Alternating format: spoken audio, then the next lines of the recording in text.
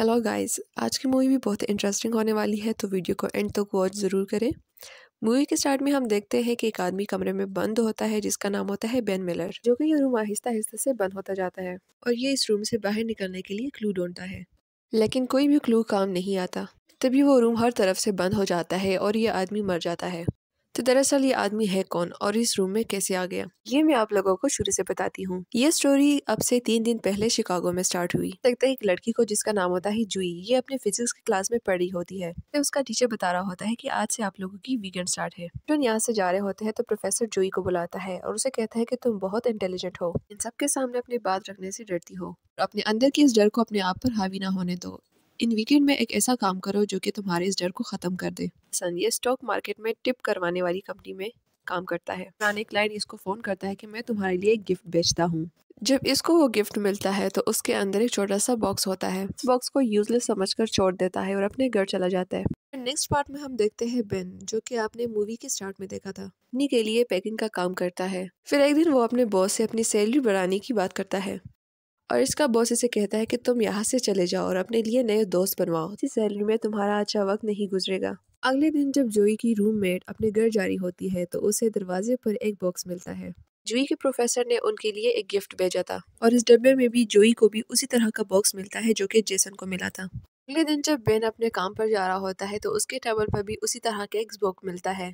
इस बॉक्स में एक कार्ड होता है जिसपे लिखा होता है कि इस जॉब से छुटकारा पाने का एक यही तरीका है। अब सबसे मुश्किल काम था इस बॉक्स को खोलना, लेकिन ये सब अपने अपने तरीके से इस बॉक्स को खोलने में कामयाब हो जाते हैं। पे से एक कार्ड निकलता है जिस पर लिखा होता है कि ये मिनोस एस्केप रूम के एंट्री के लिए वाउचर का काम करता है। एस्केप रूम के लिए एमेंडा नाम की भी एक लड़की आ जाती है, जिससे कार्ड उसी टाइम पर फोन ले लेता है ताकि वो पजल से कोई पिक्चर या वीडियो लीक ना कर सके। वो उससे ये भी कहता है कि यहाँ पर आपकी फौजी ट्रेनिंग भी काम आएगी। फिर उसे लिफ्ट में एक डेनी नाम का लड़का मिलता है जो कि हमेशा अपने पास दूसरा फोन भी रखता है। वो एक रूम तक पहुंचती है जहाँ पर उसको और लोग भी मिलते हैं। वहाँ पर माइक नाम का एक आदमी भी होता है जो कि पेशे से ड्राइवर होता है और वो बाकी लोगों की तरह $10,000 जीतने के लिए ये गेम खेलने आया हुआ होता है और बैठकर ये सभी आपस में इंट्रोडक्शन करने लगते हैं। इस रूम में 6 लोग होते हैं। फिर वहाँ पर एक न्यूज़पेपर पड़ा होता है, तो ये लिखा होता है कि 5 लोगों की आग जलने से डेथ हो गई है। इसी का इंतजार कर रहे थे कि गेम शुरू होने से पहले कोई तो आएगा इनको रूल्स बताने के लिए। इन बेचारों को तो ये पता नहीं होता कि गेम अभी से स्टार्ट हो गई है। पेन कहता है कि जब तक गेम मास्टर आकर हमें रूल्स बताता है तब तक मैं एक सिगरेट पी लेता हूँ। अभी वो डोर के पास आता है तो डोर हैंडल डोर से अलग हो जाता है, तो सभी वो दरवाज़ा खोलने की कोशिश करते हैं। पीछे से एक लड़का बोलता है कि दोस्तों आप लोगों को पता नहीं है लेकिन गेम स्टार्ट हो गई है। एक्साइटेड होके कहता है कि अब हमें यहाँ पर कोई कोड और पजल देखना होगा जिससे हम ये डोर खोल सके। फिर ये सब शुरू हो जाते हैं पजल्स और कोड ढूंढने के लिए। फिर उधर माइक को एक बुक में से स्क्रू ड्राइवर मिलता है। फिर उस बुक पर एक कोड नजर आता है। वो कोड को उस लॉक के अंदर डायल करता है तो तभी पूरे रूम में हीटर जल जाते हैं। दौरान वो बहुत डर जाते हैं, उन्हें समझ नहीं आता कि अब क्या करना चाहिए। फिर सभी एक कांच की गेट को खटखटाते हैं और कहते हैं कि हमें एक हैंड चाहिए। फिर एक लड़की की आवाज आती है जो बोलती है कि प्लीज आप लोग अपनी जगह पे बैठ जाइए, जल्द ही आपकी मदद के लिए कोई आ जाएगा। बेन कहता है कि क्यों ना हम इस दरवाजे को तोड़ दें। ये सुनते ही तभी उधर पिलर्स में आग लग जाती है, हर तरफ से हीटर्स जल जाते हैं। जोई को एक चाबी मिलती है और वो चाबी होती है उसी कांच के डोर की जहाँ से रिसेप्शनिस्ट की आवाज आ रही होती है। और उसके अंदर एक स्टेचू पड़ा होता है जो कि बार बार यही बोलता है कि प्लीज बैठ जाइए, आपकी हेल्प के लिए कोई आ जाएगा। वहाँ पर फोन की बेल आती है और जेसन उस फोन को पिक कर लेता है। वहाँ पर उनको कहता है कि सभी रूल्स फॉलो करें, यहाँ तक कि इन लोगों को किसी ने कोई भी रूल्स नहीं बताए होते। वहाँ पर और भी हीटर्स और हीटर्स फैंस ऑन हो जाते हैं। रूम बहुत ही गर्म हो जाता है हर तरफ से और अमेंडा को बहुत ही पैनिक हो रही होती है। ये जोई उसको एक ग्लास पानी देती है। फिर उधर जोई को कुछ लिखा हुआ मिलता है, पर लिखा हुआ होता है डॉक्टर यूटान you says please use the coasters at all time. फिर वो टेबल पर कुछ कोस्टर्स को दबाती है जिसको दबाने से एक पेंटिंग ऊपर की तरफ जाती है और उसके पीछे बाहर निकलने का रास्ता बना होता है। जेसन उसके अंदर जाता है और बाकी लोगों से कहता है कि मुझे यहाँ से बाहर निकलने का रास्ता मिल गया। वो माइक से स्क्रू ड्राइवर मांगता है। माइक भी स्क्रू ड्राइवर लेकर अंदर जाता है। जेसन उसी से वो जाली खोलने की कोशिश करता है। फिर बाकी लोग एमेंडा को भेज देते हैं और मुश्किल ये थी कि अगर सारे लोग यहाँ से चले जाएंगे तो लास्ट में कोस्टर को कौन दबाएगा। कोस्टर एक नहीं बल्कि 4 थे। फिर जो ये अपना दिमाग लड़ाकर जाती है, ग्लास में पानी लेकर आती है और कोस्टर के ऊपर रख देती है। उससे काम बन जाता है। उन्हें और 3 ग्लास चाहिए होते हैं। टाइम कम था इसलिए वो भी वहाँ से चली जाती है। फिर बेन और माइक ग्लास भर भर के उसी कोस्टर पर रख देते हैं। इतने में वहाँ पर गैस स्टोव भी ऑन हो जाता है। बहुत ही मुश्किलों के साथ वो दोनों भी वहाँ से निकल पड़ते हैं। पर इन सब की किस्मत अच्छी थी कि वहाँ पर कोई भी नहीं मरा। अब इन सब में इस बकवास गेम को लेकर आपस में बहस चिढ़ जाती है, लेकिन जेसन कहता है कि बात $10,000 की है। मैं इतनी आसानी से हारने वाला नहीं। अब इनके सामने एक और डोर मिलता है जो कि वो भी लॉक होता है और ये सब उसको खोलने की कोशिश करते हैं।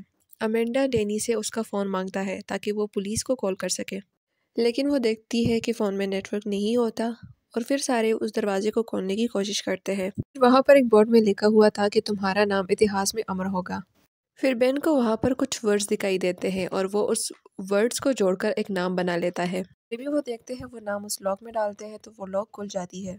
वे सारे बाहर जाते हैं तो देखते हैं कि हर तरफ बर्फ ही बर्फ थी और उस घर का दरवाज़ा खुद ही बंद हो जाती है।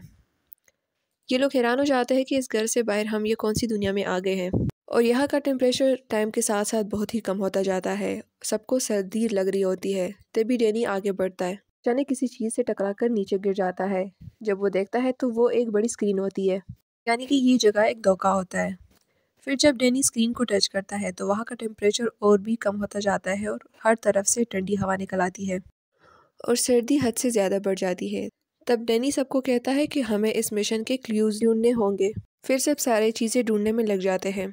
माइक को वहाँ पर मछली पकड़ने की स्टिक मिल जाती है। फिर जेसन आता है, वो कहता है कि मुझे एक दरवाज़ा मिला है लेकिन उसको खोलने के लिए हमें चाबी की ज़रूरत है। फिर वहाँ पर एमेंडा को एक जैकेट मिलती है, लेकिन वो जैकेट एक होती है और वहाँ के बंदे 6 होते हैं। फिर उधर जोई को बहुत सर्दी लग रही होती है तो अमेंडा जोई को जैकेट दे देती है। दूसरी साइड बेन का पैर एक बर्फ के होल में फंस जाता है और वो कहता है कि मैं अपना पैर महसूस नहीं कर पा रहा। दूसरी तरफ रेनी कहता है कि क्या पता इस पानी के अंदर ही क्लू हो। दूसरी तरफ माइक फिशिंग स्टिक लेकर आता है। दूसरी तरफ जोई ने जो जैकेट पहनी हुई होती है उस जैकेट में उसको एक कंपास मिल जाता है। वो कंपास जोई को एक आइस बियर के पास लेकर जाता है। जब वो उस आइस बियर की मुंह में हाथ डालती है तो उसे एक मैग्नेट मिल जाता है।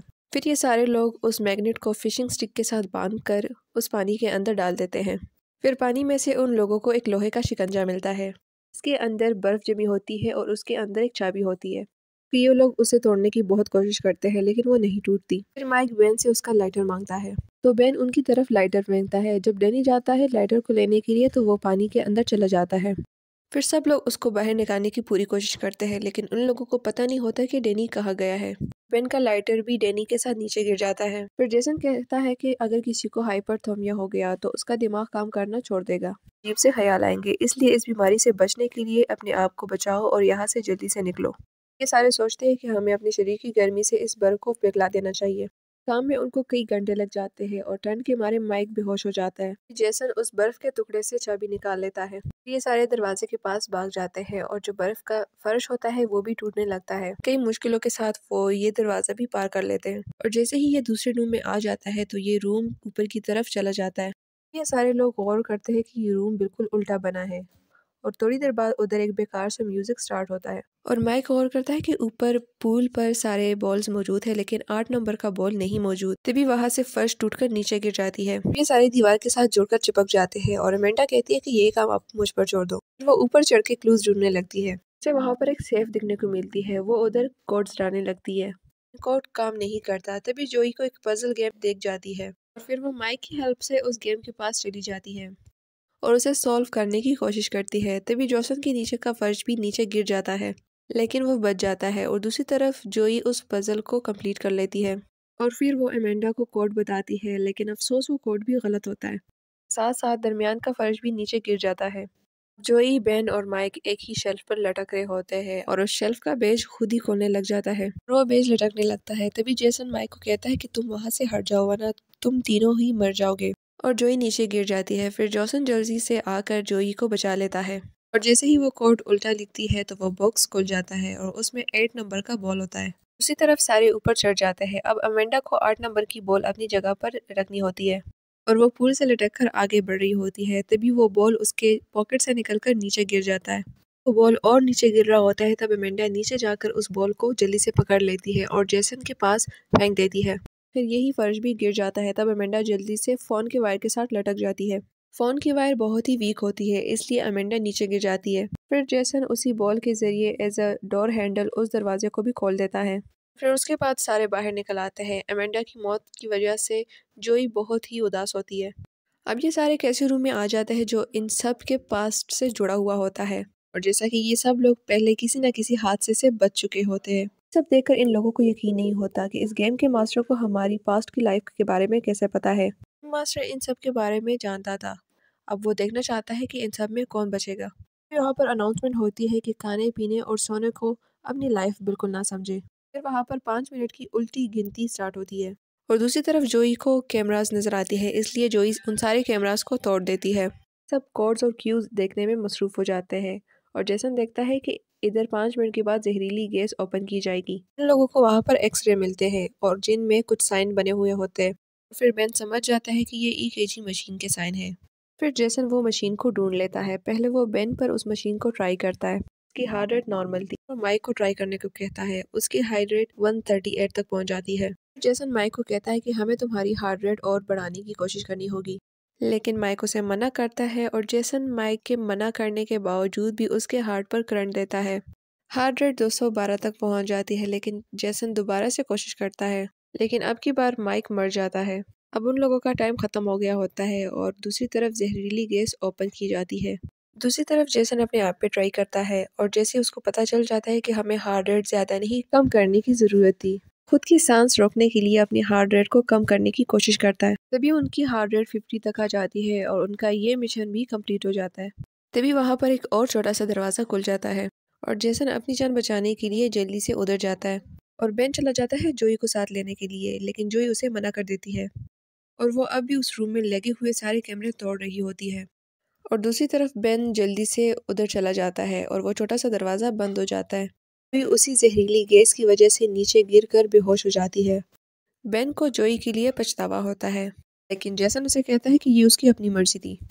अब उन दोनों को इस अजीब कमरे से बाहर निकलना था, इसलिए वो यहाँ भी क्ल्यूज ढूंढते हैं। फिर उनको वहाँ पर एक हैंडल दिखने को मिलता है और वो दोनों उनको एक साथ खोलने की कोशिश करते हैं। इस हैंडल पर कुछ लिक्विड लगा हुआ था और वो उनके हाथों पे लग गया था। अब उन दोनों का सिर चकरा रहा था और सारी चीज़ें उसको अजीब अजीब दिख रही होती है। बेन गुस्से में दीवार को मारने लगता है। तभी वहां से इसको एंटीडोट मिल जाती है। एंटीडोट एक होती है और बंदे दो, इसलिए वो एंटीडोट एक ही बंदा लगा सकता है और वो दोनों इसके लिए आपस में लड़ रहे होते हैं। दोनों में लड़ाई काफी टाइम तक हो रही होती है और जेसन का सिर दीवार से टकराकर वो बेहोश हो जाता है। बेन जल्दी से उठकर अपने आप को एंटीडोट लगवा लेता है। अब वो बिल्कुल ठीक हो गया है। फिर वो बाहर निकलने की कोशिश करता है, दरवाज़ा ढूंढता है और थोड़ी देर में उसको दरवाज़ा मिल जाता है। वो दरवाजे के जरिए एक ऐसे रूम में चला जाता है जो कि हमें मूवी के स्टार्ट में दिखाया गया था।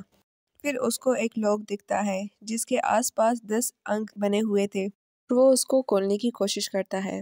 फिर हम दूसरी तरफ देखते हैं कि जिस रूम में जहरीली गैस ओपन की गई थी उसमें दो लोग आ जाते हैं सफाई करने के लिए। वहाँ पर एक आदमी दूसरे आदमी से कहता है कि यहाँ पर तो ऑक्सीजन का मास्क भी यूज़ हुआ है, ये किस लिए इस्तेमाल किया होगा उन लोगों ने। फिर पीछे से जोई उसके सर पर मार कर कहती है कि ये सांस लेने के लिए यूज़ होता है और उन दोनों को मारकर उनको बेहोश कर देती है और उन दोनों से गन लेकर उस रूम से बाहर निकलती है। दूसरी तरफ बेन को दिखाया जाता है। वो जिस रूम में होता है वो धीरे धीरे बंद होता जाता है। फिर बेन अपनी जान बचाने के लिए जलती हुई चिमनी में छुप जाता है। फिर वो अपनी जान बचाते हुए उस रूम से बाहर निकल आता है। बेन देखता है कि वहाँ उस गेम को कंट्रोल करने का पूरा सिस्टम लगा हुआ था। फिर वहाँ पर एक आदमी आता है और बेन को बैठने को कहता है। तब बेन कहता है कि तुम हो वो कसाई जिसने हमारे सारे दोस्तों को मार दिया। वो उसे कहता है कि ये तो किसी और ने बनाया है, मैं तो सिर्फ इस गेम को कंट्रोल करता हूँ। फिर बेन उसे कहता है कि मैं तो जीत गया हूँ, अब मुझे अपना इनाम दो ताकि मैं यहाँ से चला जाऊँ। वो आदमी उसे कहता है कि जब कोई रेस का घोड़ा जीतता है तो क्या उस घोड़े को इनाम दिया जाता है। वो एक तार से बेन का गला घोट रहा होता है। वो आदमी बेन को मार ही रहा था, इतने में पीछे से जुई आ जाती है। वो उस आदमी को गोली मारती है। वो आदमी जल्दी से छुप जाता है। वो छुपकर जोई पर हमला करता है, लेकिन अब की बार बेन उसके सर पर मारकर उसको मार देता है। फिर वो दोनों एक साथ बाहर चले जाते हैं। तब जोई बेन को हॉस्पिटल लेकर जाती है और फिर पुलिस को अपने साथ लेकर उस बिल्डिंग तक वापस चली जाती है। लेकिन जब वो बिल्डिंग के अंदर जाती है तो तब उधर उन्हें कुछ भी नहीं मिलता। सारी बिल्डिंग खाली हुई होती है। वो सबको बता रही होती है कि मेरे सारे दोस्त इधर ही मर गए थे और ये एक गेम था। लेकिन तब उधर उसे और पुलिस को कोई भी सबूत नहीं मिलता। जोई उसको काफ़ी बार समझा रही थी कि इधर ही वही गेम चल रहा था, लेकिन वो लोग उस पर यकीन नहीं करते। जोई बिल्कुल मायूसी के साथ वापस चली जाती है। अब इस घटना को तकरीबन कोई 6 महीने हो गए थे। तब उसके बाद जोई जाती है बेन के पास और उसको बताती है कि हमारे साथ जितने भी साथी मर गए थे, एक अलग ही वाक़ये के साथ उनको जोड़ दिया गया है। वो लोग अपनी ज़िंदगी में किसी न किसी वाक़ये के साथ मर गए थे और जो कि ये सब झूठ है। कोई हार्ट अटैक से तो कोई पानी में गिर के और या कोई एक्सीडेंट से, और जो कि ये फेक न्यूज़ लोग फैला रहे हैं। फिर जोई कहती है कि मैंने उस गेम की कंपनी के बारे में पता लगाया है, हमने इसके सारे राज खोल देने हैं। पहले तो बेन नहीं मानता, फिर वो बातों बातों में आकर जोई के साथ चला जाता है। फिर दूसरी सीन में हम देखते हैं कि एक एरोप्लेन में भी इसी तरह की गेम चल रही होती है। दरअसल में ये गेम नहीं, एक गेम की टेस्टिंग थी जिसमें से किसी का जिंदा निकलना लगभग नामुमकिन था, और ये गेम स्पेशल बेन और जोई के लिए प्लान की गई थी। और यहाँ पर ये मूवी ख़त्म हो जाती है। मुझे ज़रूर बताएं अगर आप लोगों को मेरी ये मूवी अच्छी लगी है, तो कमेंट सेक्शन में अपना फीडबैक ज़रूर शेयर करें। अगर आप लोगों को इस मूवी का नेक्स्ट पार्ट देखना है तो हमारे चैनल को ज़रूर सब्सक्राइब करें। तब तक हम मिलते हैं आप लोगों से नेक्स्ट मूवी में एक बेस्ट स्टोरी के साथ। And thanks for watching.